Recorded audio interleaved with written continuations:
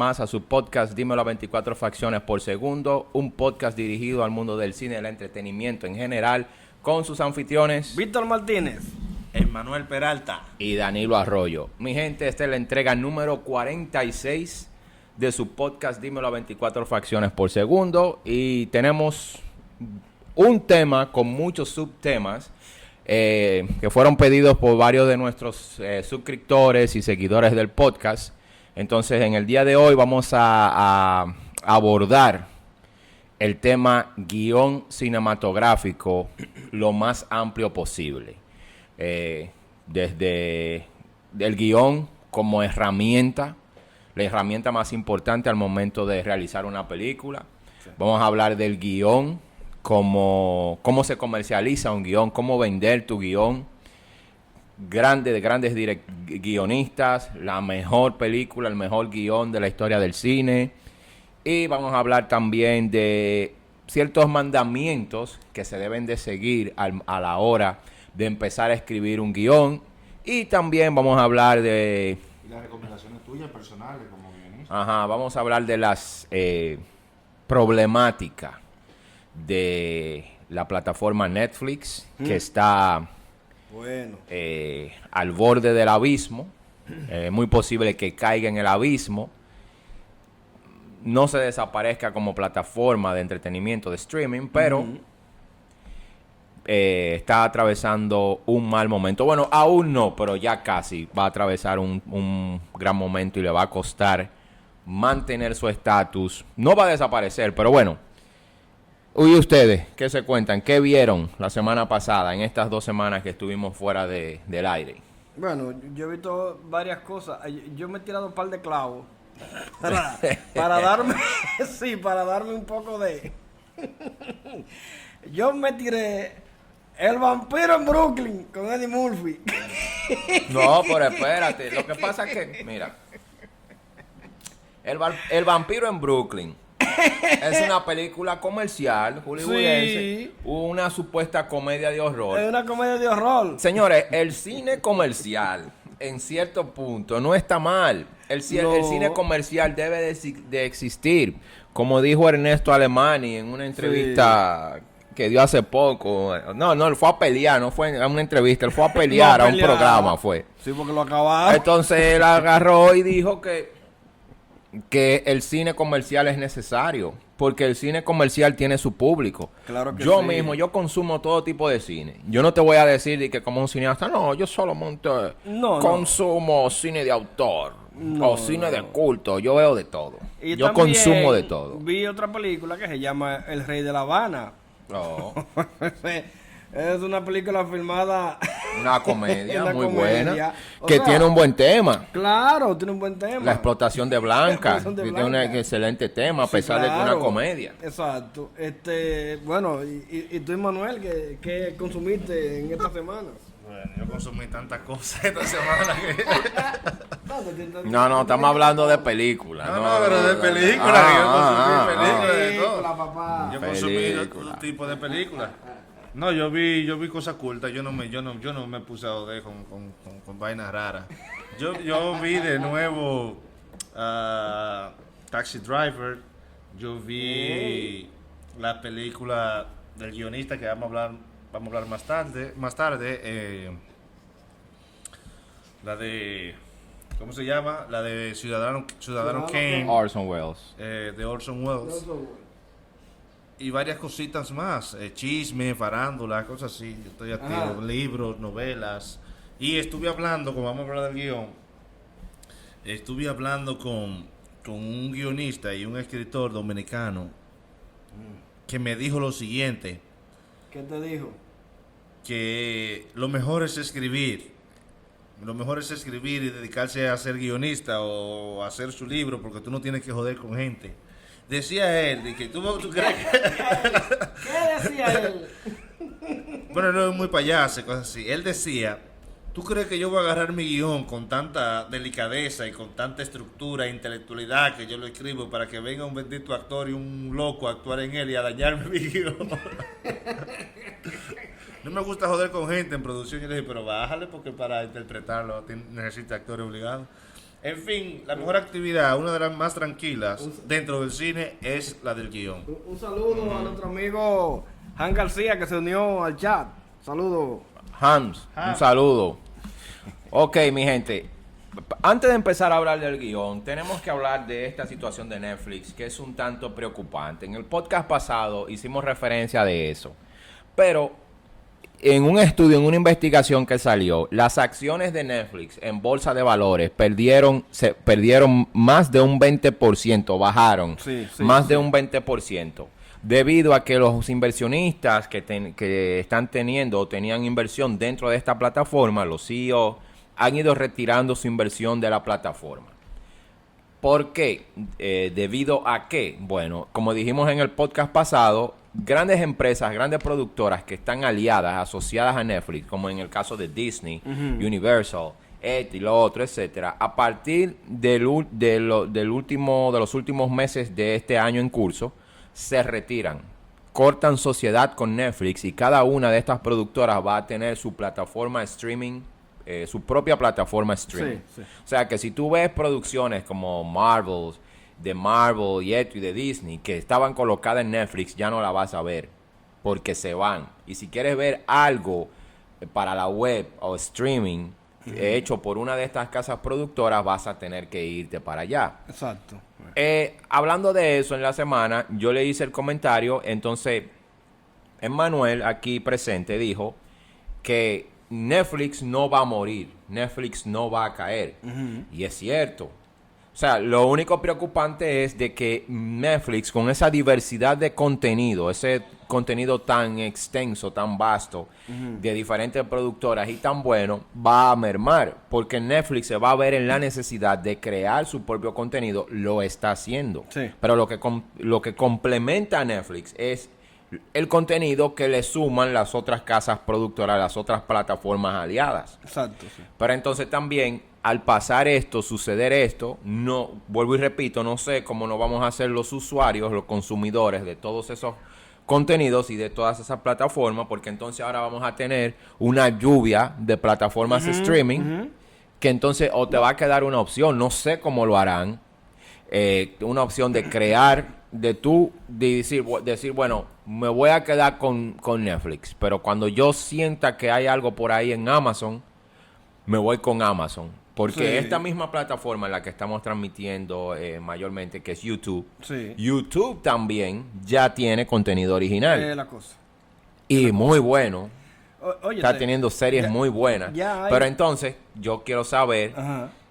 Porque el problema no es Netflix, a mí que me importa. O sea, si ya hay ciertas plataformas donde yo pueda ver algo que a mí me guste, yo lo veo. Pero, ¿cómo no vamos a...? El bolsillo de nosotros. No, es lo que te digo. Ya hay mucha gente que ha cancelado la suscripción de Netflix, se ha ido a las otras plataformas que están surgiendo ahora, que tienen contenido, no igual, pero tienen un buen contenido.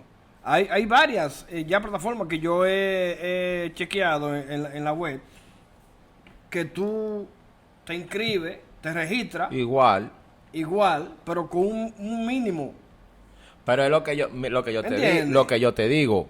Todas tienen buen contenido. Sí. Lo que pasa es que la fuerte de todas era Netflix, porque contaba con contenido que le sumaban esas productoras que ahora se han aislado o se van a aislar, no se han ido todavía. Exactamente. Ya, no, pero Netflix, eso está bien, que se desbarate todo eso. ¿Sabes que eso le conviene más? Según Adam Smith, una mano invisible. Una mano invisible. Sí, porque eso va a acelerar la competencia. Va a subir la competencia ahora y van a tener que rebajar casi a peso cada uno, porque para todo el mundo va a buscar lo más barato, si no, no vemos películas. No, yo lo que es como, pienso...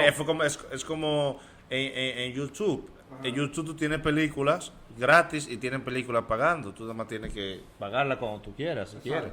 Entonces, no le hace competencia Netflix, porque ahí está, hay muchos contenidos diferentes y ya ese streaming de Netflix es una... Ya no. No, eso fue una moda, eso es una moda, ya eso le queda poco, ya eso le queda poco. Nosotros, cuando Netflix se inició, en los países nosotros no tenemos eso a Netflix. No, pero ya eso se acabó. ¿Entiendes? Es Danilo. No, exactamente. Eso le queda muy poco ya a Netflix. Lo que pasa es que a un amigo mío me dijo, no, Gracias lo que pasa a es que va a venir una plataforma que la va a agrupar a toditas y la va a vender como los canales premium. Yo le dije, no, lo que pasa es que un canal premium, vamos a decir, tú tienes 5 o 6 canales premium que transmiten programación diferente, es otra cosa. Exacto. Pero dime tú, ¿cómo tú le vas a pagar una plataforma mensual por tú tener 7 o 8 plataformas streaming, donde la plataforma streaming tiene un contenido vasto de más de 5,000, 1,000,000 de producciones? Exacto. ¿Tú me entiendes? Imposible, Eso es imposible. No sé cómo lo harían. O yo pienso que, nada, cada quien solidificarse. O sea, nos quedamos solos. Vamos a seguir tirando contenido duro. No lo necesitamos. Ya. Fue Amazon. Yo voy a seguir tirando mi contenido. No necesitamos aliarnos con nadie. Y así, y yo Invertir en hacer producciones también. y pienso que eso también convendría a los creativos, a los directores, a los actores, etcétera, productores. Decía, bueno, necesitamos nuevos directores, necesitamos nuevos actores, necesitamos nuevos creativos para hacer XX producción. Por ese lado, pero aún así sigue siendo preocupante porque suena muy bien, pero ¿y el bolsillo de los suscriptores, No, de porque los usuarios? es que el bolsillo no se nos va a explotar, porque es que, como te estoy diciendo, la competencia va a aumentar. Y eso ya ellos lo saben. Nadie va a pagar, la mayoría de gente, nadie va a pagar $10 por Netflix, $15 por aquel, $20 por aquel, que Hulu. Pero ahora la gente se queja de que Hulu y Netflix, que hay que tener dos. Que HBO, pagar canales y eso. La gente hace toda clase de trucos para olvidarse de eso. Sí, pero Porque antes tú pagabas un telecable y tenía tantos miles de canales. Con la única diferencia es que ellos hacían su programación. Ahora tú haces tu propia programación, que quieres ver, que no quieres ver. Pero tú no vas a pagar tantas plataformas No. para ver películas. Eso se Ahora, va a regular. Que Eso yo, se va a yo regular. tengo un reguerete de plataforma ahí. Tengo Hulu, tengo tengo lo otro, Netflix, etcétera. Pero tú bueno. porque eres cineasta y tienes que estar activo con todo eso. Yo tengo un viaje de truco con todo también. Porque hay trucos. Hay trucos ahí, yo consigo ver. Entonces, ¿Estás tirando tu truco? claro, y no va a pagar por todas esas cosas. Por todo eso. Sí, entonces ¿quién va a pagar por todo eso? Entonces eso se va a regular tarde o temprano. Las mismas empresas van a tener que tener un precio competitivo. Si no, no va a funcionar. Bueno, pero es lo que te digo. O sea, ellos van a tener que bajar la cuota mensual. Porque la competencia está fuerte. Claro, pero Está sí. fuerte la competencia. Si le quitan las mejores películas, tienen que bajar obligado. Porque si le quitan las mejores películas, Sí. si Colombia jala para su lado, Para su lado. si viene Disney jala para su lado. su lado, Sí, DC jala para su lado. y ellos pueden Si hacer Marvel una jala plataforma para su lado. similar. Porque Bueno. ellos tienen forma de hacer plataforma similar y tienen canales de televisión y tienen hasta cruceros, por ejemplo. Disney tiene teatro, tiene de todo. Tiene de todo. Paramount Pictures tiene teatro, tiene de todo. Entonces, ellos vieron que la competencia se le estaba dando demasiado poder a Netflix y ellos pueden crear su propia plataforma sin problema Bueno. y exhibir sus películas. Ok. Entonces, empecemos a hablar del guión. Guión. La herramienta más importante al momento de realizar una película, una obra teatral, es la guía de la que se guían los Danilo. actores. Pero yo pensaba que era el actor el más importante porque tu actor No. Pero por ahí yo veo los actores Jamás, tirándose fotos y jamás. van a que sí. Que... Jamás. Pero ¿y jamás, cómo es que? Jamás, Ah. jamás. O sea, porque los actores no son herramientas. Son el personal o son aquellos que le dan forma a los personajes. Pero la herramienta más importante, tanto en cine como teatro, es el guión, es el libreto. Donde se guían los actores, director y todo el mundo para realizar, narrar, contar una determinada historia. Entonces, ¿qué importancia? Mira, a través de los años, en muchas premiaciones que hemos visto, antes de iniciar muy pequeño lo que en el mundo de esto del cine, la dramaturgia y etcétera, veíamos que nadie le daba la importancia necesaria o la importancia que se merecen los guionistas, a pesar de que en muchas premiaciones, en grandes galardones, son nominados y son premiados. Pero de un 100% de la audiencia, a un 2%, a un 3% le importa, le interesa quién es el guionista. ¿Qué te digo con esto? Que a nadie nunca le ha interesado quién escribió X película. A la audiencia le importa un bledo. Un carajo. ¿Quién escribió X película? Pero en cierto sentido. No le interesa, pero en el fondo se lamentan cuando no hay un buen guionista. Ajá, exacto. Porque mucha gente dice, la audiencia común dice, a mí no me gustó esa película. Pero cuando ven a ver la película es un problema de guión. Exacto. Pudo decir, a mí no me gustó ese guionista. O sea, y cuando yo vuelva a ver una obra o una película de ese guionista, no la va a ver. Pero es que todo se le pega al realizador. ¿Me entiendes? Exacto. Todo se le pega al realizador. Es así. ¿Me entiendes? Porque, por ejemplo, puede ser una excelente historia, pero también puede ser mal dirigida. Eso no se le pega al guionista. El guionista, como quien dice, es como que el que trabaja detrás de cámara. O sea, trabaja tras bastidores, que nadie lo ve, nadie lo conoce. Porque no sale en cámara. Sale su nombre ahí, ¿quién será él? Bueno. Y aunque saliera en cámara, ¿a quién le importa? Exacto, ¿tú me entiendes? Porque esa es otra cosa, que los guionistas dicen, ¿cuál es la importancia del guionista? Es importante. Sin ese genio, esa genialidad, esa creatividad que brota del ingenio de este personaje, de este artista, como es el guionista, sí, no existirían esas grandes películas y obras teatrales que hoy en día conocemos y vemos. Pero también yo pienso que el mismo guionista no se da su importancia. O sea, el guionista se da su importancia de manera clandestina, de manera oculta. O sea, ¿cómo se da su importancia? A mí hay que pagarme tanto por un guión. Si a mí no se me paga esto por un guión, yo no escribo un guión. Sí. Ok, ya se dio su importancia, se cotiza. Dentro del mundo de los realizadores, del cine, lo que sea, coge fama e importancia. Pero una forma de darse, yo entiendo, el guionista debe de mercadearse, o ya hoy en día, de promoverse. Yo, fulano de tal guionista. Yo he sido el guionista de tal y tal y tal y tal película. Sí. Y no sé, y promover este arte, promover esta actividad, la escritura. Sí, porque yo lo he visto, mira, en el teatro, en el cine, en la televisión, los libretistas de televisión, los guionistas de televisión, no aparece nadie que diga... yo soy fulano de tal y voy a impartir un taller de escritura. Pero o sea, como que no está, no tan enfocado como en eso. O sea, yo hace unos años hubo una huelga en Hollywood. Una huelga de los guionistas. Fuerte de los guionistas, porque no se le estaba pagando lo merecido. Exacto. Por su trabajo. No, y que hubo una merma. Exacto, ¿Tú me entiendes? Hubo una merma. Inclusive Hollywood se tuvo que poner a hacer remakes de películas ya hechas porque no había, los guionistas se pusieron a una. Le dijeron no vamos a escribir más nada. Entonces ellos tuvieron que hacer remake. Bueno, pero que te iba a decir que en el mundo farandulero del cine, del teatro y de la televisión, el genio es el que sale en pantalla. Ese es el genio. Entonces, y el que escribe no es el genio. Pongo por ejemplo en televisión que tanto Danilo como yo sabemos, el que dirige las cámaras y monta toda la infraestructura técnica no se conoce. El genio es el que sale en pantalla. ¿Me entiendes? Y entonces el que está detrás no le importa, al público no le importa un bledo el que está detrás, no, el que sale en pantalla, porque a ese que corren a abrazarlo, que te hace fotos. Al técnico, el director de fotografía en el cine, nadie lo conoce. Nadie va a tomar una foto con él. Pero si el director, todo el mundo quiere tomar una foto con el director y el actor principal.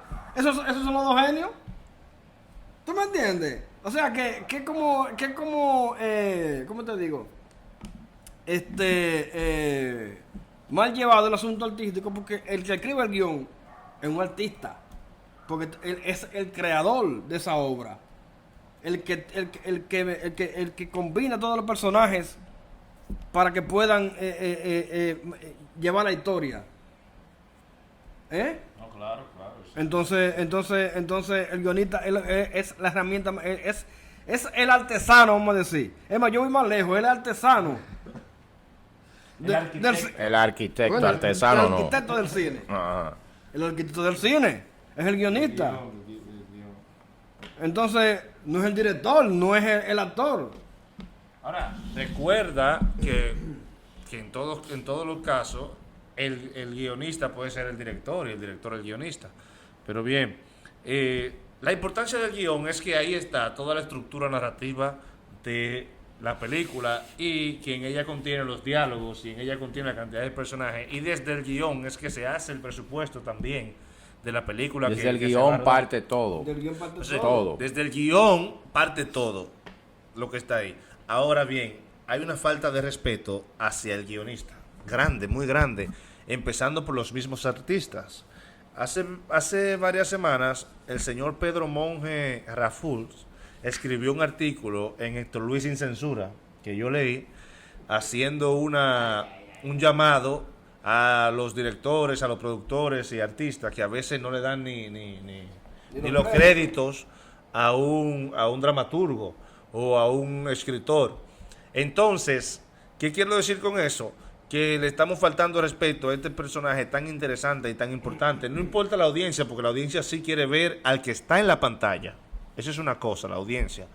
Pero dentro de la estructura del cine, no se le puede faltar respeto a una persona que ha escrito un guión para que nosotros tengamos trabajo. No sé si me Exacto. entienden. Sí, claro. Eso es ¿Quién parte me de que nosotros saluda tengamos ahí? trabajo. Tú, Hagan preguntas, señores. Real Bonitillo, ¿qué es lo que Dani? Hey, dime, ¿cómo te va? Saludos. Dice nuestro amigo Jairo Correa que sí, que cada uno de esas personas tiene su función y no se les reconoce a las 100 personas que trabajan detrás en una producción. Bueno, porque lo que pasa es que es como la realización de una película es como una sinfónica. Exacto. ¿Entiendes? Cada departamento tiene un instrumento. Claro, a esa persona se le da su crédito, pero el público, porque yo te voy a decir una cosa, el que va al teatro a escuchar una música clásica no conoce a los músicos, pero conoce la música, la partitura. Espérate, el que ejecuta el instrumento no lo conoce. Porque entonces tiene una cosa, esos violinistas que están ahí en una sinfónica ejecutando la partitura de Beethoven o de que yo quién, esa persona no lo conoce el público. El público va a disfrutar de la música. Que no lo conoces. Espérate, no lo conoce, te estoy diciendo. No lo conoce. Okay, no lo es igual que en el cine. En el cine, el que empuja el dolly para que el director de fotografía haga el plano como el director lo quiere, ¿no lo conocen? ¿O lo conocen? ¿Verdad que no? Entonces, es igual, es lo mismo. Pero que no es lo mismo, porque es que lo que pasa es que un artista detrás de cámara en el cine, por ejemplo, casi siempre está muy ligado a lo técnico. Muchos. El guión no está tan ligado a lo técnico. No sé, es arte pura casi. Claro. Yo sé, todo tiene que ver con lo técnico. Pero el violinista es un artista y es un ejecutante. O sea, y está de frente, está en el público. Y la mayoría uno lo ve. Pero con tal que en esos conciertos de música clásica, por ejemplo, tú miras la lista y si hay un violinista que no te cae bien, tú dices, yo no voy a ir a eso. Eso es como cuando tú ves una película y tú dices, tú ves una película y dices, coño, mira, ahí está fulano de tal, yo no voy a ver esa vaina. Sí, ahí está fulano de tal. Lo importante aquí en este caso, según lo que yo creo, es que hay que prestar atención a este personaje por varias cosas, a esta persona, el guionista, por varias cosas. Si este tipo no mejora, el guionista, siempre tendremos películas malas. Exacto. O sea que nosotros, actores, directores, fotografía, lo que sea, si usted no se empeña en que haya una buena cantidad de guionistas buenos y buenas películas, la industria no crece. El Para cine nada. no crece para nada. O sea, debemos de estar pendientes de este tipo de personajes. No, porque yo es bueno. Sí, Para también, poder trabajar. sí, pero que hay que verlo, porque el problema está, Hay mucha también los actores, directores deberían también aportar para mantener a este tipo, al guionista. Claro, hay que aportar, porque ¿qué pasa? Pero es que... Un guionista, para tener buen tiempo y habilidad para escribir, necesita tiempo, o sea, de trabajo en su guión. Entonces, los actores, los directores, para una industria que está comenzando o creciendo o a media, necesita estar pendiente de él, obligatoriamente, porque es que si tú quieres un buen guionista y un buen guión, tú necesitas proporcionarle que los actores lo respeten, y que los directores lo respeten, que le proporcionen lo más que se puede en una industria creciente a un guionista. Pero es que el guionista en una producción es un empleado que se le paga por su trabajo y ya. ¿Entiendes? Eso es lo que pasa. O sea, el guionista, el creador de una obra, se le paga su dinero y ya. ¿Me entiendes? No es como el que dirige la película, el realizador de la película, o el productor de la película. ¿Entiendes? Entonces, por eso es que hay muchos directores que ellos mismos escriben sus películas. Porque parece como que inconscientemente entienden que el guionista, digo, claro, en los países donde hay industria, porque no me malinterpreten, ¿me entiendes? Porque en otras partes del mundo hay directores que escriben su disparate y hacen todas sus cosas ellos mismos. Ok, sigo hablando. Es lo que te decía, se le paga su dinero y ya. O sea, ya cumplió con el cometido. Si su obra es un éxito, ¿quién se lo lleva? La casa productora, el director y los actores. O el director de fotografía. Pero le conviene al guionista. ¿Pero le conviene a quién? Sí, bueno, le conviene, como dije ahorita, porque se cotiza entre los realizadores, entre las productoras, entre el que hace cine, pero así, lo que pasa es que no hay una promoción, mira, no hay una promoción de quién escribe, o sea, del guionista, y no hay una promoción tampoco de este arte, de esta actividad. Exacto. Lo que pasa es que esto es algo que dice de alguien que dice, yo quiero ser escritor, y se hace escritor, se hace guionista. Yo me hice guionista porque tenía desde pequeño la habilidad de escribir, de narrar en el papel, pero esa narrativa para mí no era suficiente y me hice director de lo audiovisual, porque eso era lo que yo quería, era contar con imágenes, pero me vi forzado a escribir y me desarrollé en esa área también. Pero entonces, no hay una promoción. Mira, todo el mundo quiere ser director de cine. Sí. Todo el mundo quiere ser actor. Todo el mundo quiere ser productor. Todo el mundo quiere ser. Pero son pocos los que quieren ser guionistas. No, mira, que a mí me lo dicen. Mira, que yo tengo una idea, Dani. Mira, yo quiero que tú me la escribas. Porque yo lo que no sé es cómo ponerla en el papel. Así dicen. Entonces, eso mismo pasa en el teatro. ¿Cuántos amigos tú conoces en el teatro? Emanuel. De todo el conjunto de teatreros, actores que escriban. Estoy seguro que me va a decir que los que escriben son pocos. No, ahí yo te voy a decepcionar. Te voy a decepcionar ahí porque la mayoría que tienen escuela escriben. Los que no tienen escuela, la mayoría no escriben. Pasa que también hay gente que tiene escuela media o qué sé yo qué, y el arte teatral es mucho más complejo a veces que el guionismo. Pero en realidad, en su totalidad. Sí, los que son enganchados. Son asimilados. No, pero eso no es el problema. El problema está en que son pocos. Son pocos los que escriben, y por lo tanto, y no solamente que no escriben, sino que no valoran la escritura. Ese es otra cosa. Como decía ahorita del amigo mío, que dice, yo voy a escribir, me voy a matar escribiendo para que venga un bendito actor a dañarme mi producción, lo que estoy haciendo. Entonces, eso es lo que pasa. Pero hay una cantidad de escritores. Aquí mismo, cuando estaba en el programa, la dramaturgia era una parte sumamente importante. O sea, en ese programa la dramaturgia con la sociedad y la cosa era tan exigente, tan ahí, que no se puede prescindir de ella. Ahora bien, yendo al tema, lo que hay es muchos escritores malos de teatro. Y de cine Y también. ese también. ¿Por qué? Porque no nos cultivamos. Lo que hay malísimo. Es que hay demasiada gente mala escribiendo. Demasiada gente mala escribiendo teatro y escribiendo cine. Demasiada. Porque son, como tú dices, enganchados, asimilados. Mira, en el grupo de nosotros de cineastas, de entre los amigos, que voy a hacer tal cosa, voy a hacer tal producción y eso. ¿Quién está escribiendo? Yo. Yo nada más digo, ok. ¿Quién más está escribiendo? No. Digo, amigo, pero el lío es que escriben sin estructura. Mira, fue tan tal, que no es por criticar porque son amigos, fue tan tal que un amigo hizo un corto, escribió su corto, le dio el corto a un productor, que el productor es peor que él todavía, porque el productor se puso a producir un guión que no tenía estructura, pero ok, hacen el corto resulta igual de sin estructura que el mismo guión.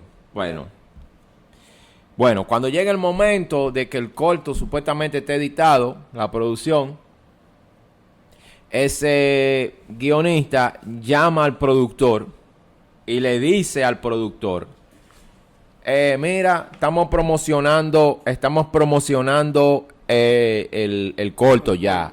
Productor, envíeme una sinopsis del corto.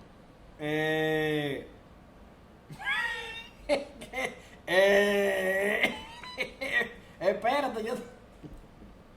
Entonces yo digo, pero no se pueden culpar, no se pueden estimar, porque quizás escribió su corto por la carencia de guionista, porque quizás no tenía quien se lo escribiera. ¿Tú me entiendes?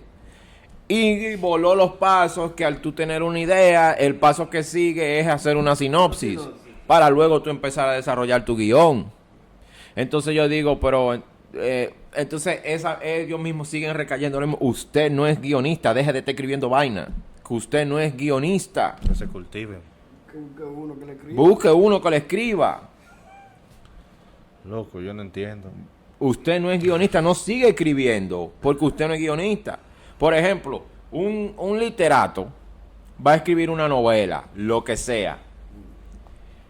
Antes de empezar a escribir los episodios, los capítulos de su libro, antes de empezar a escribir empezar a escribir su libro, lo primero que tiene en su mente, ¿qué es?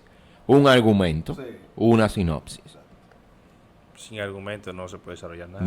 Tú no puedes desarrollar una historia, 3 actos de una historia, Si no tiene un argumento. si tú no tienes un argumento.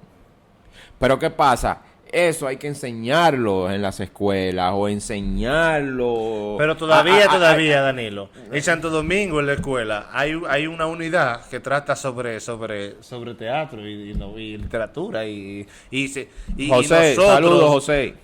Saludos, José, ¿cómo está? Nosotros, como cineastas, el problema es que hay una anarquía de guionistas. No. Que hacen guión por allí, que No, hacen guión no, por allá, que yo quiero esto, no. que yo quiero esto. Ellos hay varios. Entonces, hay una anarquía demasiado grande que uno quiere hacer esto atento a él. O sea, el egoísmo No. es tan grande a veces Ellos hay varios. que no la tienen se, trabajar. se- que hay- ellos, pero espérate, lo que pasa es que tampoco si usted sabe su cosa de guión, no me venga a mí que un gusanillo de allí, venga, no, que me escribe este guión que yo voy a dirigir una película, usted tiene que darse su nivel. no. ¿Cómo tú voy a venir cualquiera de que donde Danilo dice, no, que escríbeme este guión? Entonces, por eso es que los guionistas que saben no le hacen caso todavía. Entonces, tienen su guión ahí guardado, lo guardan y lo van, cuando se pueda, ese guión sale adelante, cuando se pueda, pero tú no puedes estar escribiendo guión, perdiendo tu tiempo allí, aquí, con gente que no sepan hacer cine, y mucho menos para que vengan a estropearlo unos actores medio locos que hay, como decía el amigo mío, que estoy de acuerdo con él. Entonces, yo no me puedo poner a escribir guiones para que vengan y me lo tropeen, porque eso está muy mal. Eso no te... Porque es que tú puedes escribir la obra más dura, entonces cuando el público la vea, dice, ¿qué va a decir el público? No, y hay guionistas, No le va a como gustar. me pasó con un amigo. Él es buen escritor, es excelente escritor. es un excelente estructurador, es un excelente script doctor, pero al yo leer sus guiones y cosas que ha hecho, a veces cuando escribe para cine, veo muchas cosas características del lenguaje propio de la televisión. O sea, esto está muy explícito, esto está muy claro, esto está muy evidente, predecible, propio de la televisión. Está muy telenovelesco. Hay otros que cuando escriben sus diálogos, porque ahí es que está, en cuanto tanto teatro como cine, ahí es que está lo fuerte, lo que se debe cultivar. Saber construir un diálogo en un guión, en una historia. Los diálogos sobre todo. Yo veo guiones. Danilo, léeme ese guión, hazme el favor y dame tu opinión. La historia, excelente. Pero cuando leo los diálogos, a quien veo es al mismo guionista que está hablando. Todos los personajes hablan como él. Se parece. Como el guionista. O sea, no se saben, salir y crear una forma de hablar propia de cada personaje. Eso quiere decir que los personajes están mal construidos. No construyó personajes, no se detuvo a crear un personaje, a diferenciar características, porque es una buena parte del guión que se debe concentrar uno en los personajes individuales, por lo menos en los más grandes personajes. Y eso es algo también carente en muchísimos guiones. Tú ves que no hay forma de entrarle. Todos los personajes se parecen, son igualitos, se parecen a aquello y a lo otro, y no hay una diferencia de personajes. Se visten diferentes, son diferentes actores, pero en realidad no hay profundidad en los personajes, no hay características psicológicas ni nada profundo que tú puedas decir, este personaje sufre de esto o este personaje sufre de aquello, porque tú no sabes. Y sobre todo en el teatro dramático hay que sería cuenta, porque ahí sí las personas se aburren de verdad en el teatro, más que en el cine, cuando un personaje está muy mal construido. A mí me han llegado obras para actuar donde yo no actúo, porque desde que yo veo que los personajes son chatos, locos, hablan de una forma estúpida, yo no estoy en eso. Y la mayoría de las obras así son obras costumbristas. No todas son malas, pero la mayoría quieren hacer obras costumbristas y no saben construir ni saben la técnica de hacer obra de teatro costumbrista. Entonces, a veces tú vas a ver una obra de teatro, para decir. Entonces, cuando tú vas a ver todas las obras de teatro, ellos parece que cultivan el género, porque aunque no lo crean, es un género. La parodia. Tú lo que estás viendo es parodia. Tú vas a ver y tú lo que ves es una parodia. ¿De qué? De lo que sea. Pero bueno. Entonces yo creo que la dramaturgia es una cuestión de respeto. Yo siempre la valoro, la dramaturgia y el guión como escritor. Es que hay demasiada gente dura escribiendo y demasiada gente buena haciendo dramaturgia para yo venir a hacer un tollo. Es que yo tengo que mirarme como escritor en una competencia real de gente dura, de gente de verdad que haga cine, que escriba cine, de gente de verdad que escriba obra de teatro, novela, lo que sea. Yo no puedo estar mirando la galloloquera que hace el otro. Yo tengo que sentarme y decir, cónchale, ¿qué se ha hecho en la historia? ¿Cuáles son las películas que han sido? Vamos a verla, vamos a narrarla. ¿En qué está Danilo? ¿Qué está haciendo? Cónchale, Danilo está yendo por esa vía y le está funcionando. Entonces yo tengo que ir y decirme, sin envidia ni nada, simplemente tengo yo que engancharme a ese movimiento, yo tengo que pertenecer a otro, yo tengo que seguir ese estilo. ¿O qué? ¿Qué es lo que está funcionando? Porque en el cine también hay mucho de comercial. O sea, en lo comercial tú tienes que seguir el trending, que es lo que se está viendo. Por eso yo los otros días dije que hay un tollo necesario que hay que ver, que es You, la película de You. La película de You tiene algunos elementos, por lo menos sobre el tema, que serán necesarios incluirlos en el futuro, en los guiones. Y esa serie ha tenido mucho éxito, tuvo mucho éxito. Igualmente La Casa de Papel, igualmente otros escritores como ya vimos en God, sí, que ponen una maquinaria de una industria entera a hacer millones de dólares. O sea, como un escritor se siente en un lugar, escribe un libro y el otro un guión, y lo convierten en toda una maquinaria donde muchísima gente comen de ahí, se divierten y la pasan bien. Exacto. Entonces, tú tienes que saber eso. Entonces, uno como guionista, uno no puede concentrarse en porquerías y disparates. Diga que yo quiero hacer porque yo tengo esta idea aquí. Y ya la hice y ya la quiero, escribí el guión y ya la quiero hacer sin corregir, sin tiempo, sin nada. Cónchale, mira la competencia y mira lo que está pasando, mira la televisión, mira esto, mira lo que está haciendo tu amigo, mira lo que está haciendo aquel. ¿Por qué tengo yo que detenerme simplemente en un disparate de guión donde yo mismo sé que es un disparate? Si yo hago una obra disparatosa y yo la escribo y la veo y la intento corregir, se la envío a amigos y todo el mundo me dice que no funciona, tengo que tratar de pensarlo y de arreglar y de revisarla y darle tiempo. Yo no puedo venir a lanzarme a decir, no, es que me tienen envidia, no, que yo soy el mejor, no, si usted dice un tollo, un tollo. Los tollos son tollos, donde quiera que lleguen. Un disparate. Ok. Otro tema importante, un punto importante es, cada artista, cada creador, cada realizador de lo que sea, hoy en día quiere vivir de lo que hace. Sí. Los guionistas, los escritores, por tanto, también quieren vivir de su escritura, de su creatividad, de su ingenio, de plasmar sus ideas, historias y pensamientos al papel. Sí. Entonces me preguntan que cuáles son las tarifas, el precio de un guión en el mercado. Mira, es difícil porque eso va variando dependiendo del individuo, dependiendo si es parte de una industria o dependiendo si es un realizador, un guionista independiente que escribe para el cine independiente. Si tú eres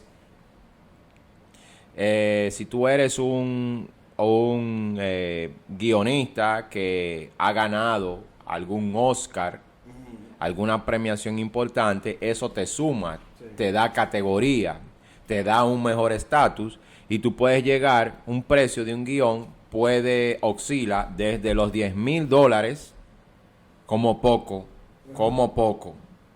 desde los $10,000 o quizá menos hasta $200,000, dependiendo, o sea, como te dije, te has ganado tantos premios Goya, te has ganado tantos Cannes como guionista, te has ganado tantos Oscars, has tenido tantas nominaciones en esto, o por lo menos decir, bueno, las películas que yo he hecho, los guiones que yo he escrito, aunque no he ganado ningún premio y no he tenido ninguna nominación, pero se han convertido en películas que han sido éxitos de taquilla en sea tanto cine hollywoodense como cine independiente. Sí.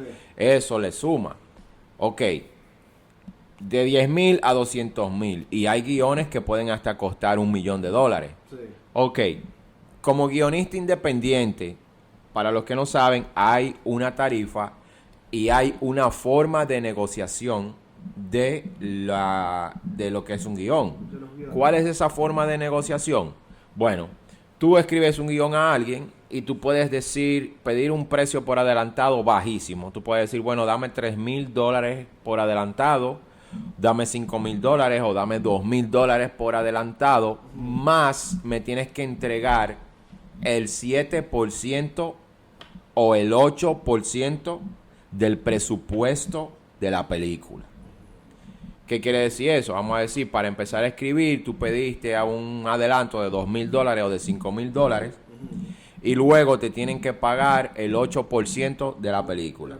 Estamos hablando que si de $100, de cada $100, tú tienes un presupuesto de $100, un ejemplo, te dan $8, aparte de lo que pediste. Esa es otra forma de negociarlo. Así. Pero eso se pide de una vez. Bueno, $2,000 para empezar un primer draft, pero yo te cobro, ¿de cuánto es tu presupuesto de la película? De $100. Bueno, es el 7% o el 8% del presupuesto de tu película. That's it. Ya. Esa es otra tarifa.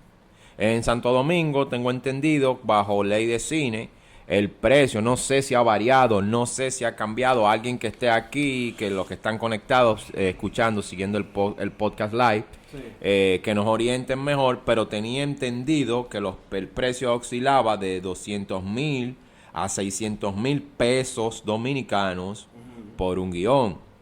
No sé ahora cuáles son las nuevas tarifas que está exigiendo DG Cine o Ley de Cine para los guionistas, pero sé que iba de 200,000 pesos dominicanos a 600,000. Sí. Es lo mismo, es la misma todavía, eso no ha cambiado para nada. Bueno. Sigue el mismo... El mismo tope. Sí, pero ellos nunca han ganado 600,000. Nunca en su vida. A menos que no sea el mismo director, como Robertico y otras personas. Pero nunca se le ha pagado a ellos. A un guionista nunca en Santo Domingo, a no ser que sea una potencia de allá. Nunca ha cobrado 600,000 ni nada que se le parezca por un guión. El guión en Santo Domingo y el guionista le dan patadas. O sea, tampoco saben valorar mucho lo que es el guión, la misma producción, el guionista. Porque hay tantos guionistas malos que ya nadie quiere saber de ellos. Y ha llevado muchísimo al fracaso. Muchísimos guionistas malos han llevado gente. No, que venía que Uchi Lora escribió un gran guión, un periodista. Y cuando va Uchi Lora, ese gran guión es un fracaso que se va de cabeza. Sí, Entonces, cuando tú la ves, guiones muy malos, muy buenos. hay guiones en Santo Domingo, e incluso un gran empresario multimillonario dijo, ahora lo que hay que mejorar son los guiones. El guión es lo máximo. Uno lee como 3 o 4 guiones dominicanos y uno no lo aguanta, o sea, no tienen peso, no tienen sabiduría, no tienen, cónchale, estrategia para enganchar a nadie. ¿Me entiendes? Hay una falta de sabiduría en el guión, sabiduría comercial y sabiduría de qué sé yo, de cosa humana. Cónchale, de hacer un planteamiento humano en tu guión, de poner unos personajes que rondan sobre un conflicto en el cual tienen que salir adelante y reaccionar y tener meta los personajes y lograr tal cosa. Dime una película que tenga a veces una meta. Ya, si yo no una película que tú me digas un personaje tiene una meta, que no rondan sobre metas. Eso le dicen showdowns en el guión norteamericano. No tienen fuerza. ¿No? Entonces cada personaje, tú ves un personaje y tú, ¿con quién te identificas? Con el que hace el papelito de la doña, que barre, que habla, así, pero tú no te identificas con ningún personaje que tú puedas ver y decir, diale, ese tipo, mano, me llegó, porque lo que él hizo, yo Exacto, pasé por esa. no hay no hay una sabiduría humana. No, y una lucha. Para nada. Para nada. Vamos a citar un ejemplo rápido, saliéndonos un poquito del tema y siguiendo en el tema. Una lucha, vamos a darte un ejemplo de un personaje del cine, Rocky Balboa. O sea, te digo te puedo decir una película mucho más cultural, pero te digo porque tenemos una audiencia que no sigue de un todo el cine de autor. Exacto. Pero vamos, Rocky Balboa, el personaje interpretado por Sylvester Stallone. ¿Cuál es la lucha, lo humano de Rocky? Rocky era un boxeador con ciertos rasgos de anomalía, que era un tipo un tanto anormal, que tenía como meta para sobrevivir convertirse en boxeador. Dentro de un circuito de boxeo, su lucha era boxear por 2 centavos para poder comer y para poder pagar su renta. Sí. Pero llega un momento y se puso en una lista de retadores. Pero eso, el ser tan subestimado, ser tan inútil, tan poca cosa, fue lo que llamó la atención del campeón mundial, porque se sentía tan americano que decía, esto es América, el país de las oportunidades, vamos a darle la oportunidad a un don nadie que pelee conmigo, sí. Apollo Creed, sí. Que pelee conmigo. Entonces, la lucha de este personaje, la humanidad de este personaje era lograr el amor, consolidar su relación con su Adrian, y convertirse en un campeón de boxeo, o que el boxeo le generara lo suficiente para él poder sobrevivir. Sí. Y entonces sucumbía a la lucha de que todo el mundo, a pesar de que lo retó el campeón mundial, aceptó la pelea, la gente lo seguía viendo como un don nadie y lo seguía viendo como que él no tenía oportunidad ante ese campeón. Pero aún así la lucha de él era sobrevivir y sobreponerse. Y la lucha más grande de él fue sobrevivir a la pelea, y sobrevivió a la pelea, aunque no la ganó. No la ganó. O sea, esa es la parte humana del personaje. Pero eso lo vimos hace muchos años en la obra Los Miserables de Víctor Hugo. El personaje principal, Jean Valjean, fue preso durante la Revolución Francesa por robar un trozo de pan. La lucha de Jean Valjean era luchar por su libertad. Pero al salir de la cárcel adquirió una nueva responsabilidad, la hija de una prostituta, y que fue un ser tan humano con él, tan humanitario, y su responsabilidad era cuidar a esa niña. Pero su gran lucha era mantenerse libre, porque se escapó de una cárcel y tenía un inspector siguiéndole los pasos, cambió su identidad, cambió su nombre, pero su gran lucha, su gran meta era mantenerse libre. Por eso es que digo que Entonces, le hace falta esa sabiduría. No que estoy hablando de que le hace falta de que sabiduría ni divina, ni que ser un tal yo no sé qué, pero todos los personajes necesitan que es enfrentarse, mano, a la vida, que eso es lo que la gente quiere ver, por eso cuando yo me llega un libro, eso es lo que yo quiero leer. Yo quiero ver personajes rondando sobre un conflicto, sobre una meta, sobre una lucha, sobre aquello, sobre lo otro. Entonces a veces no te la dan, no puedes ver. Yo veo pocas películas por eso dominicanas, y pocas películas que a veces no te la están dando, aunque la mayoría de la gente del cine, de la productora de cine de Hollywood, tienen toda una lucha, una más mala que otra, un espectáculo dado de cine más malo que otro, pero todos tienen más o menos, van por la misma estructura. Ahora bien, ¿qué más le faltaría al guión hoy? Cónchole, también le falta un trabajo social, o sea, un trabajo social. Cosas que están pasando en la vida ahora, con este presidente, con aquel presidente, con el diputado. O sea, cómo uno puede hacer un guión inteligente con la realidad social y traerla al cine.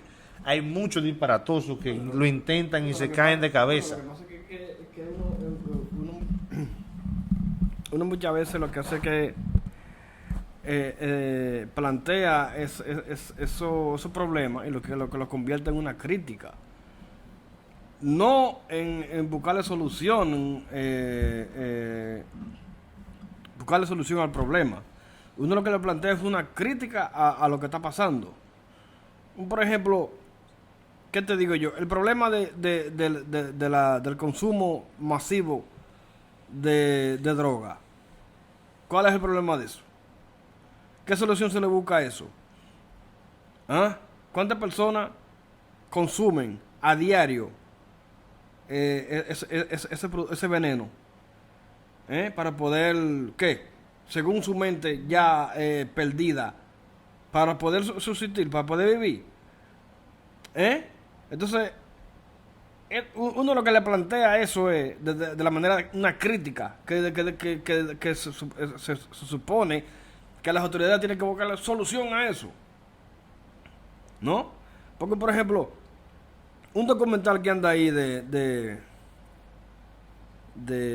los que viven en la calle, eso hay que buscarle solución. Pero los gobiernos que han pasado no han resuelto eso. Ninguno. ¿Tú me entiendes? Entonces, uno como realizador, como creador, ¿qué es lo que tú haces? Tú no le buscas, tú no le prestas una solución a esa gente, porque para eso que ellos están ahí. Tú lo que le prestas es una crítica para ver si alguien despierta. Sin embargo, eso sigue ahí, ese problema. ¿Tú me entiendes? Que hay muchas críticas también que no se saben realizar. También. Porque hay gente que toma una idea o ideología o crítica, lo que sea, y prescinde de la estructura. Exacto. Que ese es otro problema. También. Y tú ves los personajes ladrando y diciendo, pero no está contando ninguna historia. Y los personajes ladrando, y presentando imágenes de basura allí, de aquí, ladrando, pero no hay una historia. Mira, No si tú vas a ser como guionista, siempre lo he dicho. Por ahí hay unas cuantas películas dominicanas que se exhibieron en los cines. Y cuando suben el primer el trailer, no es por minimizar el trabajo de estos realizadores, pero entonces tú ves una historia vana. Yo vi los otros días un trailer que contaba era de que todo el mundo en un salón de belleza se enteró de que fulano de tal se había sacado la lotería. Y era de que para que nadie lo supiera, pero todo el mundo se enteró. O sea, la cosa como un bochinche, como una historia de patio, como, o sea, que no, o sea, porque está bien, tú tienes que hacer cine comercial, pero el cine comercial también tiene que tener su sustancia, el cine comercial tiene que tener su mensaje, su creatividad. Mencióname una película norteamericana reciente, vamos a decir una película norteamericana que sea comedia, o alguna que no sea reciente, cualquiera que tú hayas visto. A pesar de ser una comedia, tiene un mensaje, tiene algo que se queda contigo. Pero películas que tú lo que vas a ver, como la chercha, los cuentos que hacen los tigres de esquina en los barrios, llevada al cine. Así es que yo defino a muchas producciones que andan por ahí.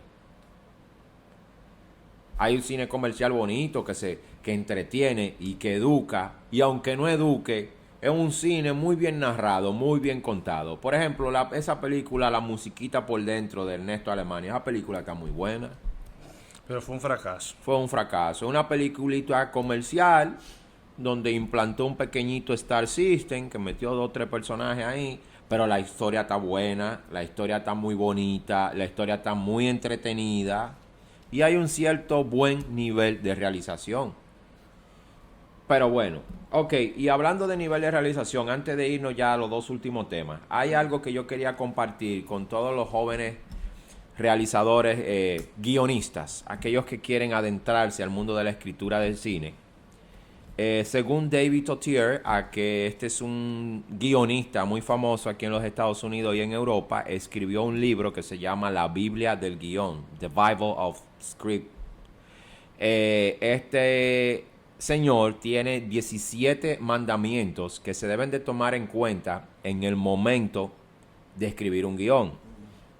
Se los voy a citar rápidamente para no desmenuzarlo, pero se los voy a citar. El primer mandamiento que él dicta, según las reglas de guión, no le incluyas portadas lujosas, ni ilustraciones o storyboards a tu guión.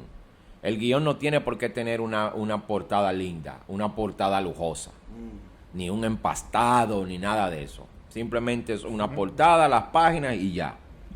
Mandamiento número 2. No enumeres las escenas hasta que el guión esté vendido. Te escribes las escenas, tú sí debes saber para ti cuál es la escena 1, hasta la 100. Pero al momento ya de tú vender el guión o de tú ir a mercadear tu guión para que sea realizado, sea comprado, ya sí. Ahí le pones el número a las escenas, las enumeras. No uses letras lujosas de tamaño proporcional, solo usa la tipografía Coder o Coder New. Esa es la tipografía que se usa para escribir guión, la Coder o la Coder New. ¿Por qué se usa eso? Esa tipografía. Porque cuando Gutenberg creó la imprenta, la primera tipografía tipo de letra era esa. Y la que traían las máquinas de escribir era esa. Y así se estableció. La Courier o Courier New. Ya tienen en cuenta. Mandamiento número 4. No justifique los márgenes derechos. Deje el margen derecho a un lado. ¿Entienden? O sea, el margen derecho a un lado. El guión se escribe al igual que escribir un libro o lo que sea. Se escribe del lado derecho. Se empieza a escribir del lado derecho, dejando siempre los márgenes. Se escribe del lado izquierdo, dejando siempre los márgenes del lado derecho. ¿Entienden? Así mismo, igual, así mismo se escribe. No use negritas. En el guión no se usan negritas. O por lo menos en el cuerpo de texto del guión no se usan negritas. Un error muy grave que cometen muchos guionistas. En el guión no se especifican movimientos de cámara. Un dolly, la cámara baja a tal sitio y empieza la escena. Eso no se hace. Se cuenta la historia. Porque tú me pones a mí que en una escena va un dolly o va un tilt down. Pero cuando la escena se va a filmar, hay ciertas situaciones dentro del escenario, de la locación, que no te permiten hacer dolly. Entonces eso que usted puso ahí no sirvió. Por eso tampoco yo creo mucho en el guión técnico.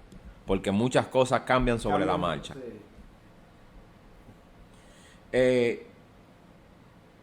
no le ponga fecha a tu guión. En las páginas, No. 20 de enero del año 1900. tal. No le ponga fecha a tu guión. Ni tampoco le ponga fecha a tu guión no le ponga fecha a tu guión de que para terminarlo. Para tal fecha tiene que estar el guión listo. No, el guión tiene que estar listo cuando tenga que estar listo. No escribas a las páginas o a la portada del guión, primer borrón, segundo borrón, tercer guión, cuarto borrón, etcétera. Porque no es, eso no es válido. O sea, los borrones necesarios. Ajá. ¿Cómo? O sea que los borrones, que no diga borrón 1 ni borrón 2, sino eso no, Perder el tiempo.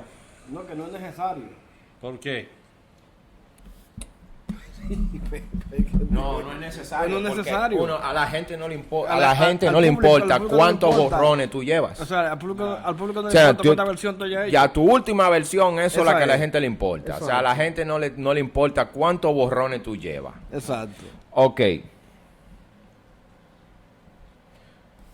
Mandamiento número 7. No incluyas sugerencias al elenco ni al personaje, ni biografías, al menos que te lo soliciten. ¿Entienden? No le escriban sugerencias, mira, tal fulano en tal, este personaje. No, escriba su historia, déle vida al personaje y que el actor encarne eso. Mandamiento número 10. No incluyas listas de personajes o sets de filmación. O sea, como pasa en algunos teatros. Sí. Personajes tal y tal y tal y tal y tal. En el acto tal. Eso lo hacía Shakespeare. Eso se hace todavía, Eso no en el cine, eso no funciona. Eso no se vale, eso no se hace. Simplemente escriba su historia y ya. No incluya sinopsis, al menos que lo requieran para venderlo. Al que te lo va a comprar el guión, tráeme una sinopsis. Ok. Pero en el guión, en la portada, ni ninguna página del guión debe incluir la sinopsis. La sinopsis es tuya. Es el campo donde navegan tus personajes. Ese es tu argumento, el que tú haces en una o dos páginas para desarrollar un guión de 100, 120 páginas, etcétera. No le meta al guión la sinopsis. La sinopsis es tuya o se usa luego para promoción de la película. De manera resumida, no completa. No incluyas presupuesto. Al guión no le meta presupuesto. No incluyas encabezados, tales como título, al inicio de cada escena. Hoy presentamos, en esta escena, presentamos la escena donde muere fulano. No, tampoco. 14. No ignores los errores de ortografía. No, que loco, y eso hubo igual que uno, que me manda un guión 100,000, le dije, loco, esa ortografía está mala. Loco, lee eso, que fue que yo escribí eso rápido. No, eso no se justifica. Porque usted le da su guión a un actor de renombre o algo, y por más buena que sea su historia, no va a querer hacerlo, porque el guión eso es de muy mal gusto. Pero ya eso pasó a la moda, eso, de ortografía. Más en el español y en el inglés moderno. No hagas trampas al usar los márgenes de izquierda a derecha. O sea, el margen necesario. Sí. Y no le des tampoco mucho espacio entre párrafo y otro, sino un espacio, dos espacios, como mucho entre un párrafo y otro. Ok. El tipo de letra, las medidas o el estándar de los márgenes tiene que ser de 3.5. Es el estándar, a 4 pulgadas de la página, entre los márgenes. Esos son otras cosas. No escribas continúa al inicio de una página o al pie de una página. Di que continúa. Di que eso no se hace. Y el 17, no le envíes tu guión a nadie. Pero yo no sé cómo él dice que no. Si porque tiene más de 120 páginas. Si es una misma escena que corre atrás a otra página, lo normal que hacen muchos guionistas es poner continue. No, porque esos no son los guionistas que lo hacen, esos son los software de guión. Porque si tú estás leyendo y la escena ahí está inconclusa, tú lo que ves, la vas para la otra página. Ya. Como cuando tú lees un libro, te dice continúa Ya. a la otra página. No. No, tú tienes que Tú tienes que darle a la página y seguir leyendo. Sí. Esos son los 17 guiones. Ok, de manera rápida, porque se nos está yendo el tiempo, pero vamos a abordar todos los temas de este podcast de hoy, de este episodio. Ok, yo tengo aquí una lista de los 10 mejores guionistas de la historia. No sé si ustedes hicieron una lista. ¿Hicieron su lista? Yo nada más traje par de guionistas. Yo no hice 10 guionistas. Ok, yo lo voy a Me cae mal la mencionar. mayoría de guionistas. de películas. Ok. Me cae mal. Según el cine mundial, estos son los 10 mejores guionistas de la historia. Entre ellos, ocupando la posición número 10, está Ernest Lehman, que fue el que escribió aquella gran obra, ese musical al cine, West Side Story. West Side Story de 1961 fue escrita por Ernest Lehman. Ocupa la posición número 10. Nora Ephron, Harry Met Sally, a You Got Mail. Nora Ephron en HBO On Demand hay un documental que se llama Everything is Copy. Todo es copia. Es un documental hecho acerca de la vida como escritora, directora, pero sobre todo como dramaturga. La dramaturgia de esta gran mujer, Nora Ephron, es un documental de algunas 2 horas donde van a ver todo su proceso como escritora y también como directora. ¿Dónde está ese documental? En HBO On Demand. Se llama Everything is Copy. Aquí pueden ver, es un documental hecho por su propio hijo de su proceso como creativa, como escritora. Y cuando la diagnosticaron de cáncer, los últimos días de su vida se la pasó escribiendo, y fue cuando hizo en Broadway, el teatro Broadway, que Manuel no está de acuerdo con Broadway. No, pero y mucho menos de ella. Ajá. Escribió Escribió me cae malísimo. grandes obras que fueron éxitos en Broadway. Y también su cinematografía, esa Harry Met Sally, You Got Mail, son piezas románticas de la cinematografía moderna muy buenas. Nora Ephron ocupa la posición número 9. Posición número 8, el maestro, el judío norteamericano Woody Allen, con sus obras Annie Hall y Manhattan. Pero si seguimos hablando, ¿cómo es que se llama? Midnight in Paris. Una escritora en París, esa. Sí. También tenemos ¿Cuál más? de Woody Allen, A Serious Man, creo que es. Manhattan, Annie Hall, un sinnúmero de películas escritas y dirigidas por él, sobre todo muy buenos guiones. Posición número 7. Woody Allen es un monstruo. Woody Allen. Woody Allen. Woody Allen. William Goldman, All the President's Men. Excelente película, excelente guión. Ocupa a William Goldman la posición número 7. Charlie Kaufman, Being John Malkovich. ¿Han visto esa? Eso es un excelente guión que cumple Tú no con mencionaste su a escritura. Pero Pero tranquilo. Francis Ford Coppola, The Godfather, Apocalypse Now, Patton. Ahí hay que entender también ahí que la historia original no es de él. ¿Cuál? Si es un No, pero guionista, porque se adaptado. está hablando de guión. Ya, O sea, vamos a... Ya. Quentin Tarantino, posición número 4. Pulp Fiction, Inglourious Basterds, Django Unchained. Es una estrella. Una estrella. Cada año que sale al cine es nominado como guionista y director, pero sobre todo como guionista. El hombre aquel que ha creado una nueva temática al momento de dialogar. Aquel que ha roto todas las reglas de dialogar y ha creado diálogos, una pared de diálogo increíble. Ese es un verdugo, ese señor. Robert Tone, Chinatown, Misión Imposible. Chinatown, una de las películas de los clásicos del cine más renombrados. Este señor Robert Tone escribió Chinatown y Misión Imposible, la de 1996. Ethan y Joel Coen, los hermanos Coen, True Grit, Fargo, No Country for Old Men con Javier Bardem. Excelente. Y tenemos aquí que Billy Wilder ocupa la posición número 1 por Sunset Boulevard and The Apartment. Bueno, ahí no puedo discutir eso, pero para mí, para mi gusto, hay otros directores, escritores, como es el caso de Orson Welles, al escribir Ciudadano Kane, aunque no lo escribió solo, pero la idea principal y la mayoría de la estructura del guión fue de Orson Welles. Pero también tenemos a Julius Epstein, que escribió, según dicen, el mejor guión de la historia, que es Casablanca.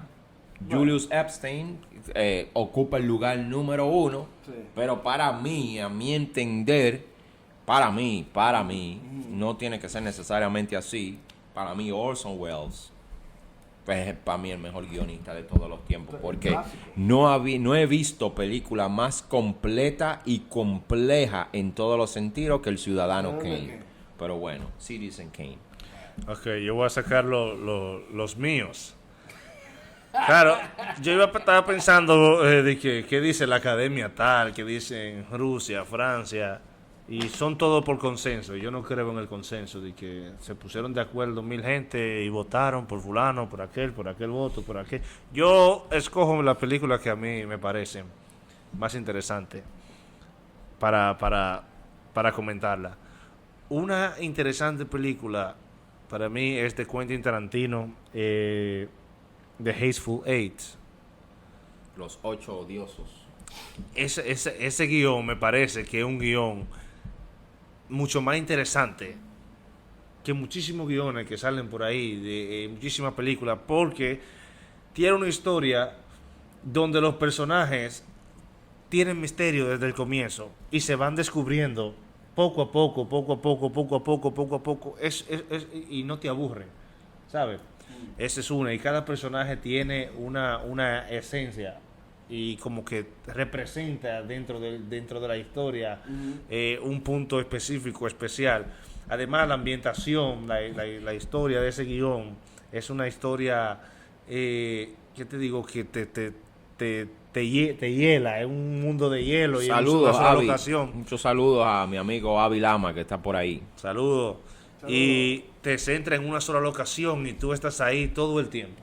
O sea, ¿y cómo te mantienes tú creando una historia en una sola locación después del viaje que se hizo a través de la nieve, de la inundación de nieve, como se dice? No. Mi próxima película tiene Entonces, mucho de Quentin, de Hateful Eight, porque está rodada en una sola locación. Otro gran guión es el de Henry Finger, del Club de la Lucha. Eso no hay que decirlo. Ese guión es, para mí, infinitamente superior a Orson Welles y a esa película de Ciudadano. Bueno, eso es su gusto, es su percepción. Pero infinitamente hablando superior ese guión.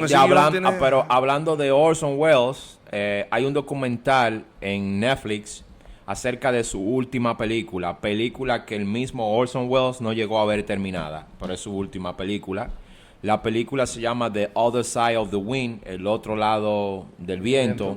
Esta película él la rodó y durante el rodaje murió. Es una película que tenía una temática tan controversial como era él en toda su cinematografía, y no la dejaron terminarla porque la estaba haciendo con su propio dinero, con su propio presupuesto, lo cual lo llevó a la pobreza, a la bancarrota, y murió antes de poder terminar la película y rodarla. El actor principal de la película, que aún está vivo, con fondos de Netflix otra vez, pudieron restaurar la película y terminar de editarla y recrear algunas escenas basándose en la época, y ya está tanto el documental lo que le costó a este señor volver a restablecer la película y terminarla, porque él decía que era algo inconcluso en su vida. Y entonces ahí está en Netflix, The Other Side of the Wind de Orson Welles. Véanla, que fue lanzada este mismo año, 2019. Y también está el documental con escenas inéditas y behind the scenes de cómo Orson dirigió y rodó cada escena. Así que véanlo. Pero sí, el Fight Club, el Club de la Pelea es un excelente guión. Se podría decir que prácticamente es un guión perfecto. Es un guión... Y es atemporal, cambia del tiempo, sí, cambia... y va de atrás hacia adelante. Usa una muy buena... Juega muy bien con los tiempos, la temporalidad. Excelente. Otro guionista es Paul Schrader, que es el guionista de la película Taxi Driver, que rodó... ¿Cómo se llama? El de aquí es Martin Scorsese. Scorsese. ¿Qué tiene esa película? ¿Qué tiene ese guión? Ese guión tiene una historia grandísima, buena, que atrapa a la audiencia, porque cada personaje, los personajes tienen historia, tienen biografía, tienen sentimiento, tienen pasión, y está envuelto en una realidad social de Nueva York. Sí.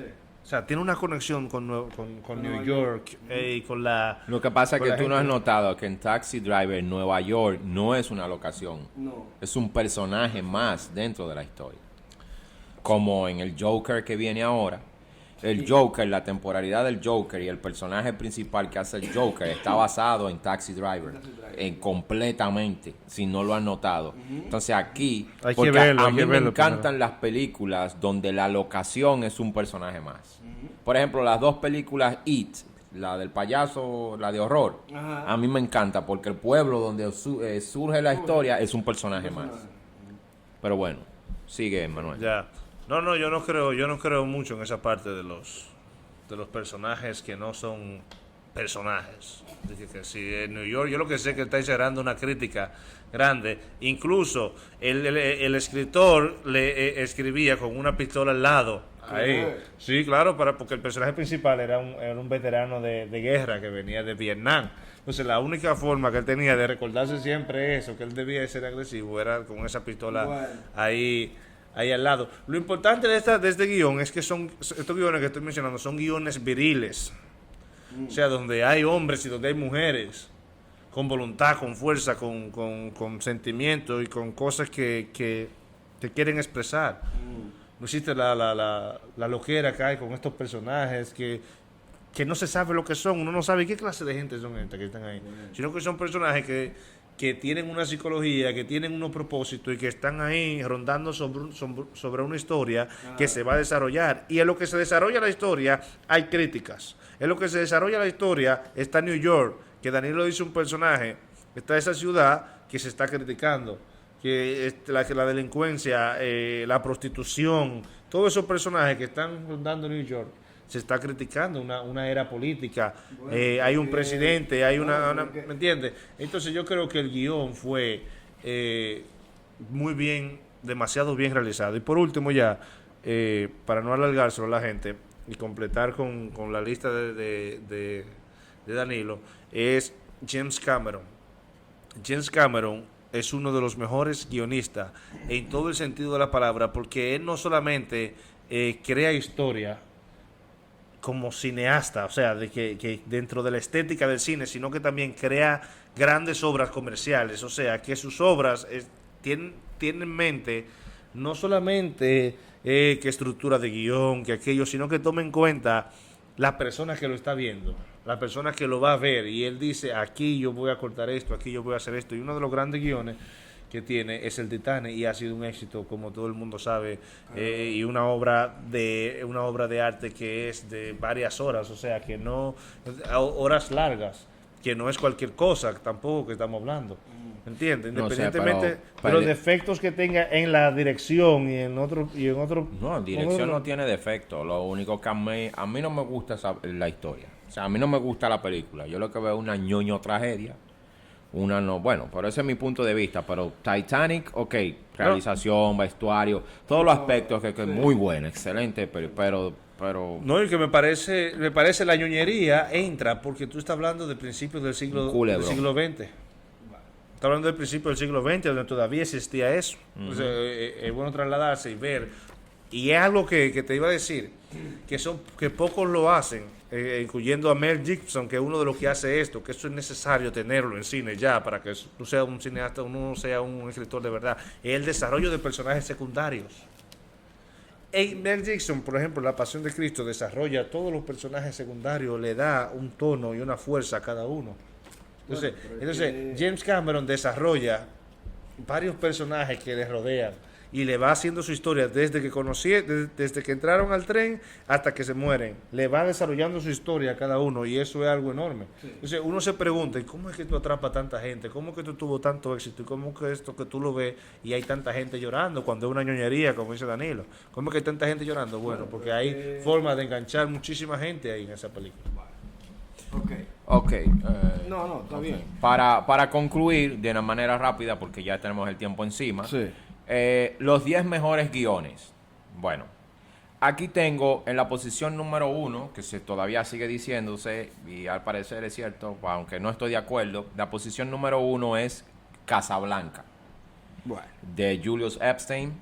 En el caso mío, yo pienso que la posición número 1 es El Ciudadano Kane, de Orson Welles. Pero bueno, ok. Posición número 1, Casablanca. Posición número 2, El Ciudadano Kane. Posición número 3, El Padrino, de Francis Ford Coppola. Sí. Posición número 4, All About Me. Posición número 5, Annie Hall. Posición número 7, Sunset Boulevard. Ajá. Posición número 8, Network. Posición número 9, Some Like It Hot, algo como caliente. Y posición número 10, El Graduado, donde interpretado por Dustin Hoffman. Sí. Esas son los 10 mejores guiones de la historia del cine. Eso es según, como dice Manuel, un consenso. Porque te pones a investigar por ahí, tienen que haber 10 mejores guiones. Sí. A excepción que no puedo sacar de ahí al Ciudadano Kane. Pero, exactamente. Bueno, mi gente, hasta aquí llega la entrega número 46 de su podcast Dímelo a 24 fracciones por segundo. Un podcast dirigido al mundo del cine y el entretenimiento en general. Si te gustó el video, dale like, compártelo, suscríbete al canal, no olvides de darle a la campanita para que recibas más notificaciones. Eso es por aquí, por YouTube. Exacto. En el caso de Facebook, síguenos, dale like a la página de Facebook y también síguenos en Instagram. Y nada, dejaremos nuestras redes sociales aquí debajo y muchachos, despídanse. Hasta luego. Nos vemos, gracias por la audiencia y yo voy a escribir el mejor guión de la historia. Pronto. Y yo lo voy a dirigir. Así que hasta la entrega número 47. Hasta la próxima.